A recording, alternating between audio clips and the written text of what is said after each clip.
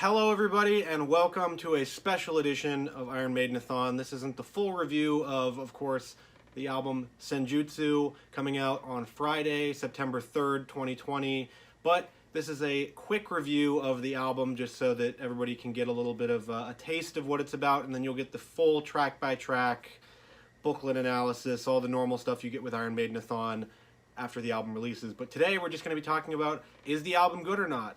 I was lucky enough to get a review copy of the album from Iron Maiden's management. Thank you to them, and thank you to my work, That Hashtag Show. You can read my written review down below in the description, where I go through each of the tracks, track by track, basically, and give my thoughts on them. Today, we'll just be talking about the album overall, and so here's the track listing for Senjutsu, along with the songwriting credits. So number one, starting off, we have the title track, Senjutsu by Adrian Smith and Steve Harris, coming in at 8 minutes and 20 seconds.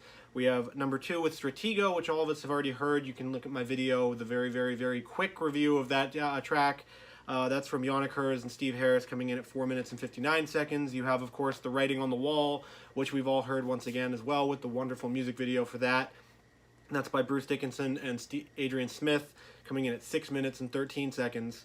We have Lost in a Lost World by Steve Harris, coming in at 9 minutes and 31 seconds. We have Days of Future Past by Adrian Smith and Bruce Dickinson, coming in at 4 minutes and 3 seconds. We have The Time Machine by Yannick Herz and Steve Harris, coming in at 7 minutes and 9 seconds. And then we have the second half of the album with Darkest Hour by Adrian Smith and Bruce Dickinson, coming in at 7 minutes and 20 seconds. And then we have the trio of Steve Harris 10-minute plus epics. Starting off, we have Death of the Celts, coming in at 10 minutes and 20 seconds.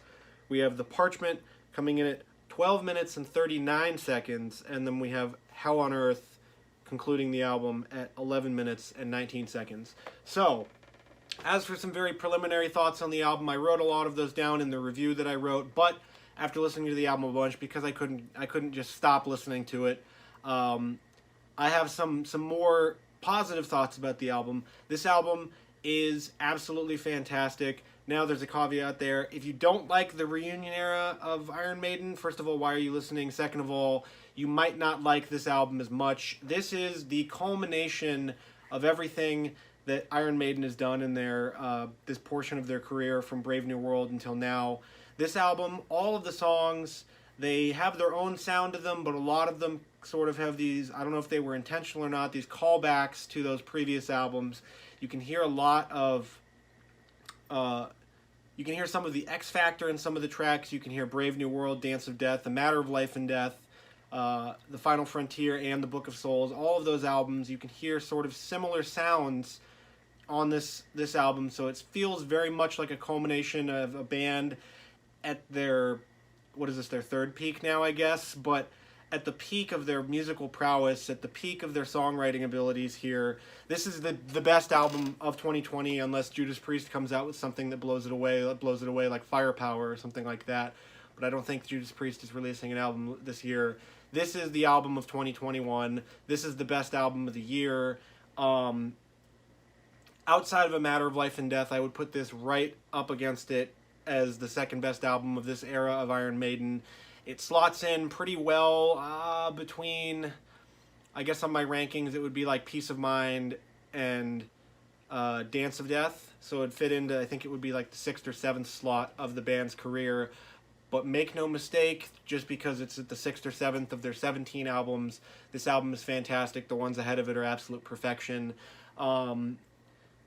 Starting it off with a track like Senjutsu that is very long, and it doesn't, normally you have your Iron Maiden tracks, you have your single that would be Stratego here as the number one track, like Matter of Life and Death, you have a Different World or Wildest Dreams on Dance of Death. They don't do that here. The Stratego is the second track. Senjutsu starts off with the drum beat. If you've watched any of Iron Maiden's YouTube videos, you've heard it starts off like that and just kicks into it. And it's not a particularly speedy track, but it is a great track to start off the album. I cannot wait until they play this album live. Bruce Dickinson did make a comment to Revolver about how they might be planning a tour for hardcore fans like me and the rest of you watching, where they play the album in its entirety. If they played this album in its entirety, it would be amazing to hear live. It's a lot like A Matter of Life and Death, which you will get to in the next Iron Maidenathon, but That album, spoiler alert, preview of what's ahead, that album is much better when you listen to it and you take it all as one huge work of art instead of piecing it out. This album is very much the same. If you take it from track 1 to track 10 and you listen to it all the way through, which I've done, I haven't cherry-picked songs besides one to listen to. I've listened to the whole thing all the way through, every single track, besides, of course, Stratego and The Writing on the Wall, because those came out early. But those fit into this track list very, very well. If you do like those songs, you're going to like the rest of this album. If you don't like those songs, please give it a shot, because the rest of this album is pretty different from those two tracks, especially The Writing on the Wall. That one, I know they were talking about beforehand, oh, we've got some tracks that sound different to what we've always done. That is the one on this album that sounds different to what they've always done. Songs like Death of the Celts and Hell on Earth are absolute stone cold Iron Maiden classics.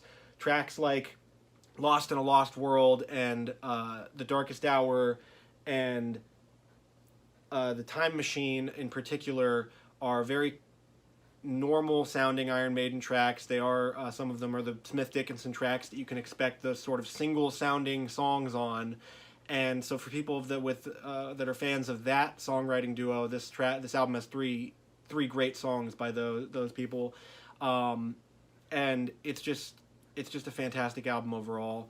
My favorite track on the album is Hell on Earth. It is similar to The Legacy off of A Matter of Life and Death. I'm talking about that a lot. This feels very much like a sister album to that album. It feels like a sequel or a spiritual successor. But Hell on Earth is the main event of this album. It is the track that's just absolute perfection. Looking at the track list before I heard all of the albums, it was a little bit jarring to see that, oh, Steve Harris does have 7 songwriting credits on this album. He has 10 on A Matter of Life and Death. We'll get to that. This shows these last 3 songs. It's 30 minutes of Iron Maiden. It is 30 minutes of Steve Harris. It is 30 minutes of just absolute heavy metal, just perfection. And at the end of the day, the album sounds perfect. It's not a perfect album, but it sounds perfect. The sound is great. The mixing is great. Everything about it that you can hear is great. Some of the tracks are a little weaker than others, but obviously, like we've said throughout Iron Maiden-a-thon, throughout my video reviews of the Iron Maiden albums, though even the worst Iron Maiden track on certain albums, Mother Russia is an abomination, but even the worst Iron Maiden track on most of their albums is going to be better than 99% of everybody else's music. On this album, there are no songs that stick out as horrible, as bad, as ones I don't really want to listen to. I've listened to all of them all the way through many times. I burned out the amount of times I could listen to it in a day, which was 10, and they re-upped me every day. But the first day I got it, I listened to it 10 times through. It is a revelation at this point in their career that they have made an album this good, this long, and this career-spanning, this just influential in multiple ways, musically, lyrically, storytelling-wise. You get plenty of stories on this album. You get plenty of historical stories on this album, and it caps off with one of the most poignant songs in their career in Hell on Earth. I can't wait for everybody else to listen to this album, and I can't wait to have this album physically in my hands. I did get my hands on the Iron Maiden Fan Club exclusive box, and so whenever that arrives in the mail, you'll be getting a video about it. But as for now, before we get to the in-depth review later on, this is just some quick thoughts on Senjutsu, the new Iron Maiden album coming out on September 3rd. Make sure to check it out if you are an Iron Maiden fan. Make sure to grab a copy and listen to it, because you will not regret it. This album is absolutely fantastic, and you owe it to yourself as an Iron Maiden fan to listen to it. So that's it for now. Thank you for listening. Make sure to go get Senjutsu and listen to it, because it's fantastic. And make sure to like, comment, and subscribe, and do all that YouTube stuff, because it really helps me out. So I will see you again later. Hello from the gutter, and we'll see you again.